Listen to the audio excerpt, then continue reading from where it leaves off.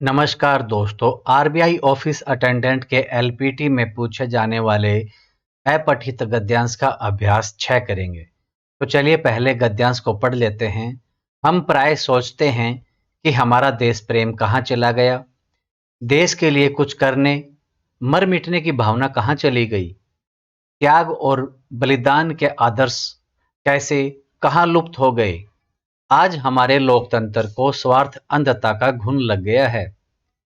क्या राजनीतिज्ञ, क्या अफसर, अधिकांश यही सोचते हैं कि वे किस तरह से स्थिति का लाभ उठाएं, किस तरह एक दूसरे का इस्तेमाल करें। आम आदमी अपने आप को लाचार पाता है और ऐसी स्थिति में उसकी लोकतांत्रिक आस्थाएं डगमगाने लगती हैं। लोकतंत्र की सफलता के लिए हमें समर्थ और सक्षम नेतृत्व चाहिए, एक नई दृष्टि, एक नई प्रेरणा, एक नई संवेदना, एक नया आत्मविश्वास, एक नया संकल्प और समर्पण आवश्यक है। लोकतंत्र की सफलता के लिए हम सब अपने आप से पूछें कि हम देश के लिए, लोकतंत्र के लिए क्या कर सकते हैं, और हम सिर्फ पूछकर ही न रह जाएं, बल्कि संगठित होकर समझदारी, विवेक और संतुलन से लोकतंत्र को सफल और सार्थक बनाने में लग जाएं। तो गद्यांश के बाद यहां पर प्रश्न आया है कि हमारे लोकतंत्र की कमजोरी का कारण क्या है। तो दोस्तों, अगर आपने चैनल को सब्सक्राइब नहीं किया है तो सब्सक्राइब कर लें और आने वाली वीडियोज का नोटिफिकेशन प्राप्त करने के लिए बेल आइकन दबाना ना भूलें।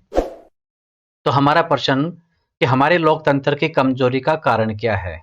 चलिए गद्यांश पे चलते हैं कि आज हमारे लोकतंत्र को स्वार्थ अंधता का घुन लग गया है। राजनीतिज्ञ और अफसर एक दूसरे का फायदा उठाते हैं।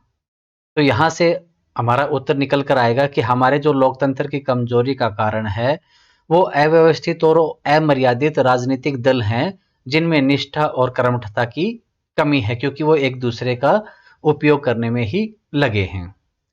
अगला प्रश्न है, आज राजनीति का स्तर क्यों गिरता जा रहा है।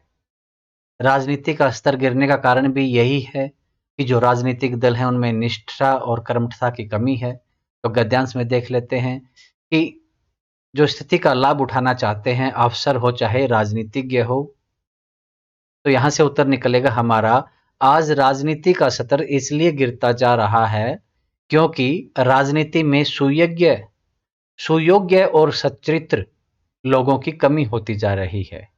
ये कारण है जिसकी वजह से लोकतंत्र कमजोर होता जा रहा है, राजनीति का स्तर गिरता जा रहा है। अगला प्रश्न है कि निम्नलिखित में खालिस्तान की पूर्ति करें। लोकतंत्र की सफलता के लिए हमें खालिस्तान और खालिस्तान नेतृत्व चाहिए। तो गद्यांश में है कि लोकतंत्र की सफलता के लिए हमें समर्थ और सक्षम नेतृत्व चाहिए। तो उत्तर बनेगा कि लोकतंत्र की सफलता के लिए हमें समर्थ और सक्षम नेतृत्व चाहिए। अगला प्रश्न है, लोकतंत्र के आधारभूत तत्व कौन से हैं, इनकी कमी का लोकतंत्र पर क्या असर पड़ा है। तो लोकतंत्र के आधारभूत तत्व देखने हैं और उनकी कमी से लोकतंत्र पर क्या असर पड़ा है। ये चलिए गद्यांश पे चलते हैं कि त्याग और बलिदान के आदर्श तो लुप्त हो गए हैं, गुम हो गए हैं। लोकतंत्र को स्वार्थ अंधता का घुन लग गया है और इन सब की वजह से जो लोकतांत्रिक आस्थाएं हैं वो डगमगाने लग गई हैं।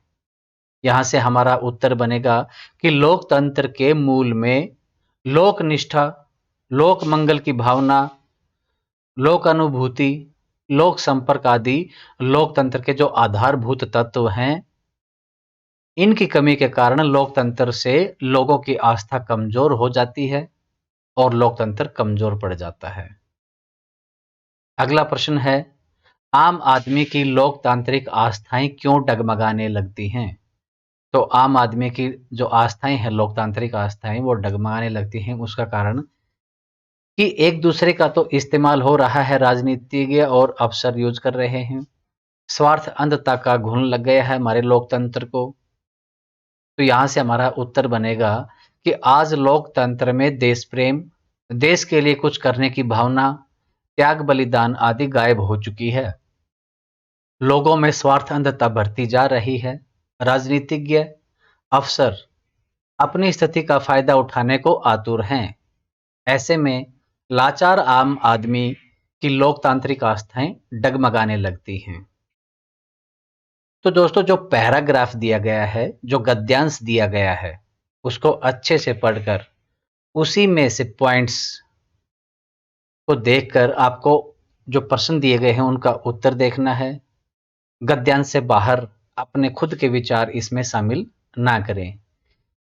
लेकिन जो गद्यांश की भावना है उसमें शब्दों का बदलाव करके आप उसका उत्तर लिख सकते हैं। तो दोस्तों, अगला प्रश्न है कि लोकतंत्र को सफल बनाने के लिए क्या करना चाहिए। लोकतंत्र को सफल बनाने के लिए, कि लोकतंत्र की सफलता के लिए हमें एक नई दृष्टि, नई प्रेरणा, नई संवेदना, नया आत्मविश्वास, नया संकल्प और समर्पण आवश्यक है। हमें संगठित होकर समझदारी, विवेक और संतुलन से लोकतंत्र को सफल और सार्थक बनाना चाहिए।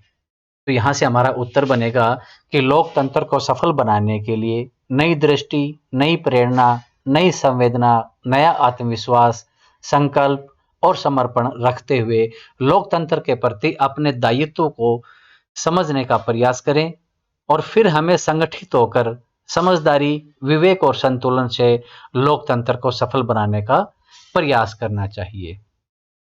तो दोस्तों, वीडियो पसंद आई हो तो लाइक और शेयर कर दीजिए। आने वाली वीडियोज़ का नोटिफिकेशन प्राप्त करने के लिए बेल आइकन दबाना ना भूलें।